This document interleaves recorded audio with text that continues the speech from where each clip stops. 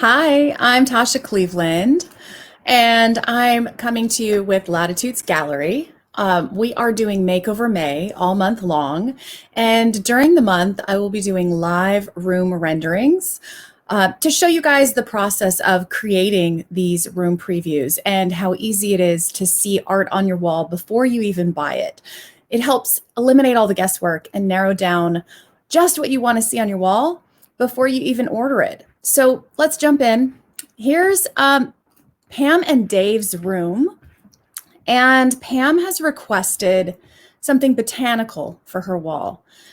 Often we get these large dining room walls, and people don't necessarily know what to do with them. When people come to me with a large wall, my rule of thumb is generally 50 to 75% of the width of the wall is where you want to see the artwork width. So I usually start around 50% and adjust from there.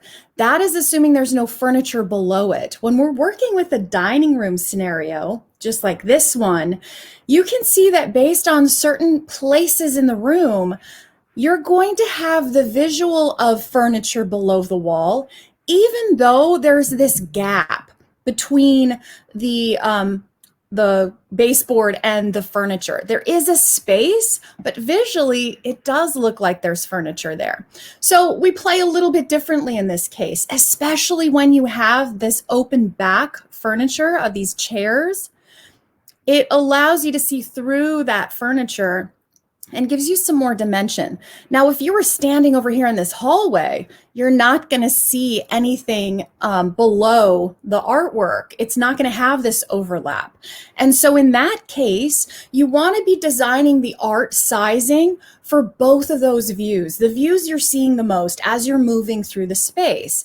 And so because this back of this chair is open, it allows us to go bigger with the artwork without losing the visual of the artwork no matter where we're at in this room. So Pam has requested botanicals for her wall, as well as something blue or green. And so let's just start looking. These are some images that I have pulled up for her room. I am loving the rich navy blues in this space. And this soft, it looks like a gray, green, blue. It's a really soft gray color. But also this sand tone is quite beautiful. And you'll see this color palette a lot in Latitude's artwork because you've got the sand, the waves, and all of the beach colors are existing here. So let's just look at some of these choices that I've pulled up and see which ones hit the mark right now. I love this picture in this room because it's so serene and so elegant, but I'm wishing there was more sand tone like it has here. The sand tone is really lovely, pulling that color right up the wall. It's almost as if it was part of the artwork, just the dining table is part of the artwork. That's really quite lovely. So I'm gonna hide Stormy Skies. I'm sorry, Stormy, you're not gonna stay here. This one I also think is quite beautiful with those brown tones, but Pam did not request that sand tone. She wanted the blues and the greens. And even though we've got a lot of greens here and a lot of blues, I do feel it's an overwhelming amount of sand tones. So I'm going to say no to Port Hueneme as well. I'm just going to make those guys disappear. Bye-bye. Now let's look. Ooh. This Pismo, this is a little bit different than the other Pismo that I was just looking at. This Pismo cave has a lot of these beautiful orange tones in it. Not as much blues. I'm liking the blues a little bit better. We're going to say goodbye to Pismo. And loving that one. That hits the botanical element of the palm trees, as well as a hint of the golden tones and the blues and whites, definitely. Well, I think Matador kind of knocks it out of the park there. Wow. The colors in this are a beautiful tie to Pam and Dave's space. And you know what I'm also liking about it is the ripple in the water kind of mimics this rippling that's happening in the lamp. I also love the texture in this rock, kind of mimicked there. There's something also really fun about the chair back with this image. Matador Sunset might be my top pick right now. Let's see what else we've got. Well, it certainly hits the blues and greens. I wish there was a little more sand tone to it. That's definitely a winner. We're going to keep Shipwrecks right up there at the top. Wow, loving Shipwrecks with your room, Pam. Oh, those blues are very beautiful. Let's see, what else do we got?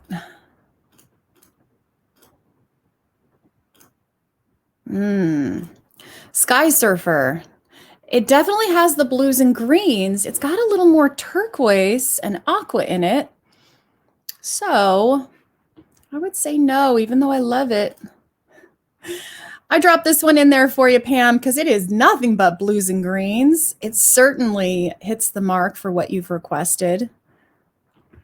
But I feel like I'd like to see something softer. When I look at your space, your style is much more beachy, as in sitting on the beach, not so much in those waves. That one feels more appropriate with your space. I'm also loving the lollipop head palm trees tying in with these little loops here as well. That's really quite fun. And also there's something about the palm fronds that works with the chair backs for me. The round, balancing out the round. That one is quite nice. I'm going to put that one up at the top. And we'll look at our last couple choices down here. This is definitely botanical, so I am quite happy with that. There are those highlights in the sand that match the chair really well. Again, we're getting that lollipop effect with the, I'm not quite sure what flower that is. Stephanie would know. Steph, if you're watching, would you drop what flower that is in there? And it's kind of hard to resist. Foamy Flute. Foamy Flute is a fan favorite. It matches so many beach-themed rooms. It's kind of hard to not have that one as the winner. It just always works. Also loving this one. I think this is the Anza Barango Plain and Mustard Flower. Mustard Flower is a little too much yellow for me. So now let's look at our final choices. I do really like that as far as botanicals go. So let me drop everything I'm not loving down here. And we're just going to look at the top favorites. Matador is phenomenal in your space. Also love that. Oh, I do love the palm trees. If you have a favorite, drop it in the chat. I would love to see what you guys think. Oh, Shipwrecks.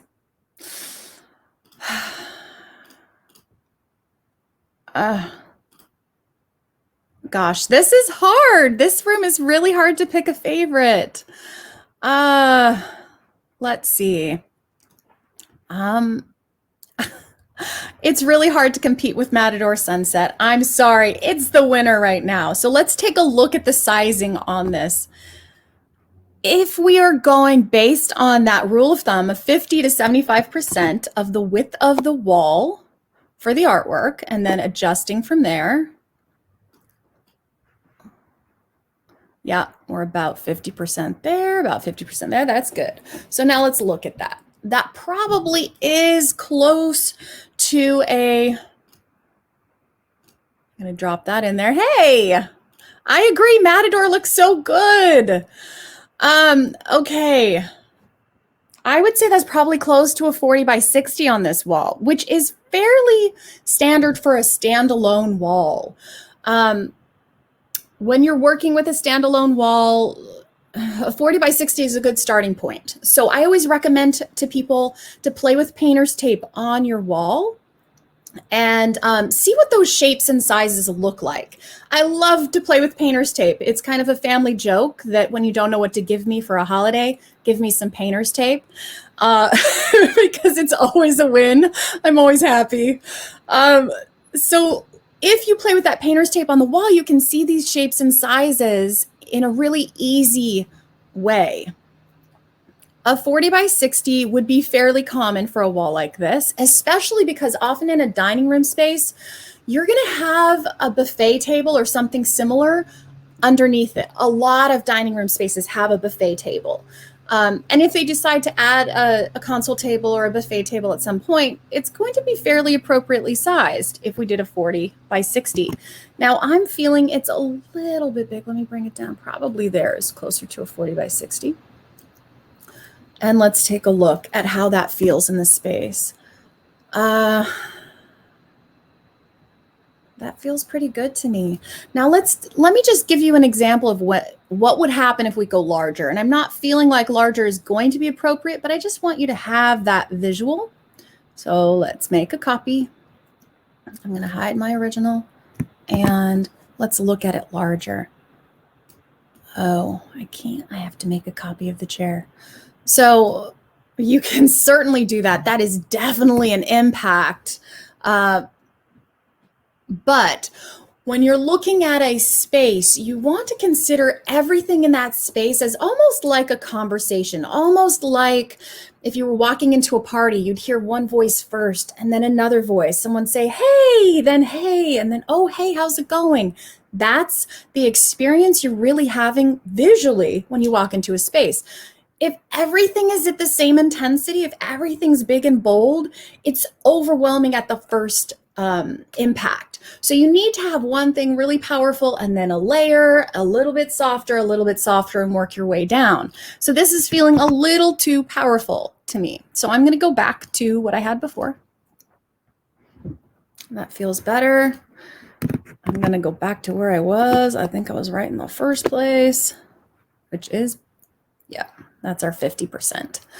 Okay, so with that rule of thumb, 50 to 75% of the width of the wall, that's about the width you want your artwork to be as a starting point when we're talking about a wall by itself.